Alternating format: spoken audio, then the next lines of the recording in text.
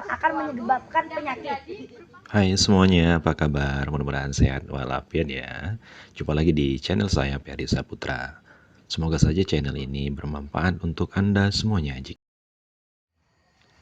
Assalamualaikum warahmatullahi wabarakatuh. Hai sahabat semuanya, apa kabar hari ini? Mudah-mudahan sehat dan tentunya bahagia selalu bersama keluarga tercinta, keluarga tercinta.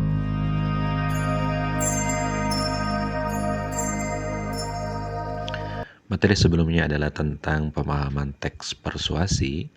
Setelah pemahaman teks persuasi, kita ambil dalam bentuk pembelajaran berdiferensiasi, yaitu pembelajaran berdiferensiasi produk menggunakan media TikTok dan Padlet. Nah, pada pertemuan berikutnya, bagaimana kita mengulas atau melihat bagaimana pemahaman mereka tentang teks persuasi, maka kita berikan kembali kesempatan kepada mereka untuk melaksanakan semacam games, yaitu kita berikan pos-pos, yaitu terdiri dari pos 1, kemudian pos 2, dan pos 3, dan seterusnya, yaitu adalah pos terakhir adalah pos 4.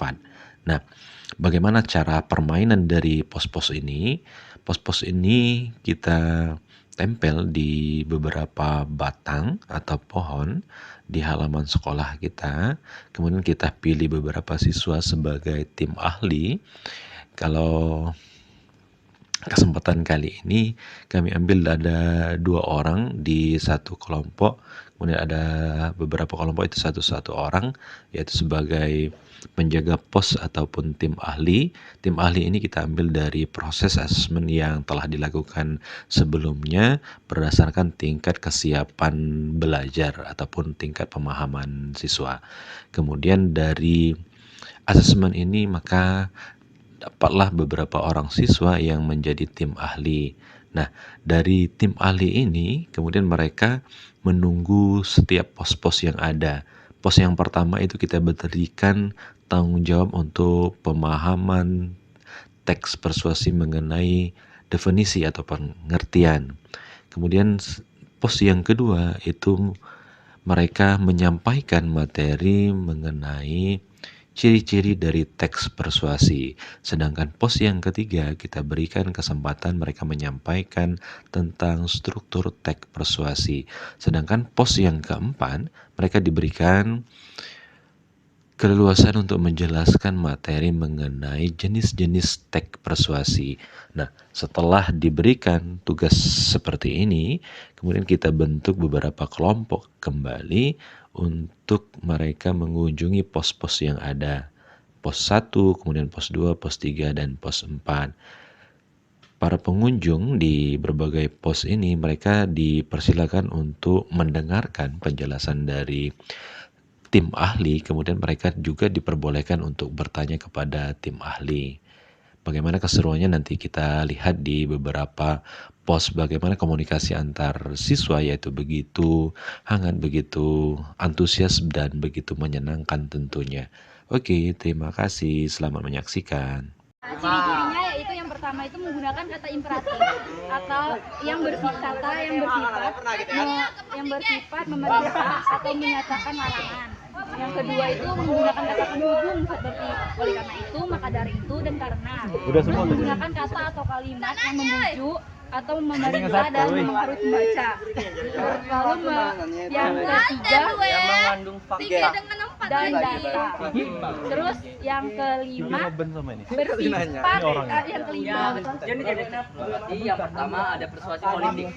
Teks ini digunakan untuk mengajak atau mempengaruhi masyarakat agar mendukung sebuah ide atau kebijakan politik tertentu. Contohnya adalah seorang calon pemimpin Minum susu, makan makanan yang bergizi, kemudian ada penegasan kembali. Penegasan kembali adalah kalimat yang menegaskan suatu ajakan yang sudah dijelaskan sebelumnya. Contohnya itu menggunakan kata demikian, oleh karena itu, atau demikianlah. Misalnya, oleh karena itu, marilah kita menjaga lingkungan, karena lingkungan yang kotor akan menyebabkan penyakit. Demikianlah yang dapat kami sampaikan.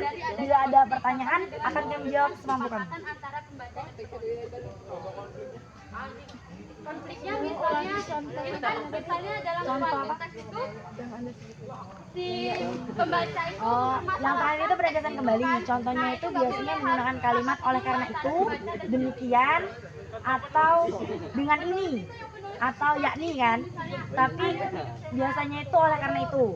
Misalnya, oleh karena itu. Mengikuti konsep pendidikan dan untuk mengajarkan pendidikan. Teks persuasi iklan. Teks persuasi iklan adalah teks yang mengajak para pembaca untuk mengenal lebih jauh atau mengenalkan produk atau jasa yang dibuat oleh seseorang. Sedangkan teks persuasi politik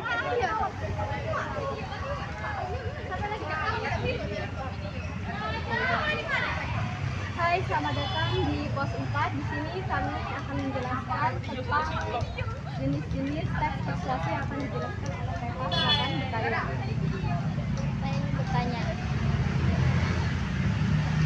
Ada berapa jenis persuasi? Jenis teks persuasi ada beberapa. Pertama, persuasi politik. Persuasi dan politik adalah teks yang digunakan orang-orang yang berada di dunia politik seperti calon atau partai politik. Biasanya tersebar di berbagai media seperti himbauan, seperti kampanye orang politik atau kemudian yang kedua pendidikan. Digunakan oleh orang-orang yang berpendidikan. Biasanya untuk mencapai pembelajaran. Biasanya digunakan untuk Oke sahabat semuanya, inilah cerita kami pada hari ini. Bagaimana tentang mengajarkan teks persuasi dengan menggunakan berbagai media, kemudian metode. Yang pertama kita menggunakan TikTok, kemudian Padlet, kemudian yang kedua kita menggunakan menguji pemahaman siswa kita dalam bentuk games, yaitu bentuk tim Ali, kemudian mereka menunggu pos 1, pos 2, pos 3, pos 4 tentang materi yang berhubungan dengan teks persuasi. Mudah-mudahan ini menjadi inspirasi untuk kita semuanya dan bisa bermanfaat untuk kita semuanya. Terima kasih.